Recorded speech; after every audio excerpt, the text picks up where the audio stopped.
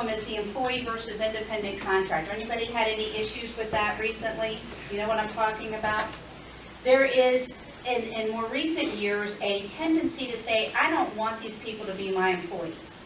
Because then I have to do withholding, I have a lot of, I have to pay in benefits, I have a lot of other things. So why don't we just call them independent contractors? So I don't have to worry about it, they're going to be outside. That decision right there is being scrutinized heavily, both by the Commonwealth of Virginia, by the federal government, and by the OFCCP. And the issue really comes down to is, what kind of control do you have? Now, it's been kind of going back and forth under President Obama's administration. They tried to tighten it up and say, hey, there's a lot of issues with that, and we're going to try and cut down on it. President Trump's administration has tried to open it up a little bit. The Department of Labor has recently gone back and said, hey, the original 6 ideas, 6 things that you're looking at to determine if they're really an employee or an independent contractor. One of the things is, who's providing the equipment?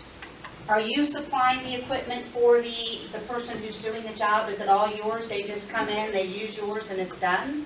What does that look like? Does that look like an independent contractor or an employee? Leaning toward the side of an employee.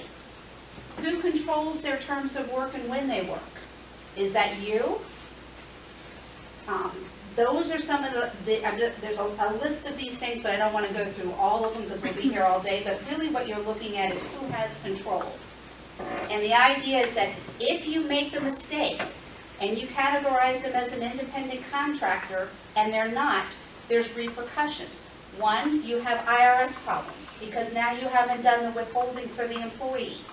You have problems, you haven't done all the withdrawals, the Medicaid, the FUTA, FICA, all of those things you've got the issues with. In addition, I've had clients where their workers' comp came back and sued the client because a person got injured on the job, and our client says, well, they're not my employee, they're an independent contractor, so I'm not responsible. Well, that's not what was ultimately happened. They were found to have been the employee. They should have been covered by the workers' comp. They were not. Workers' comp was responsible for paying it.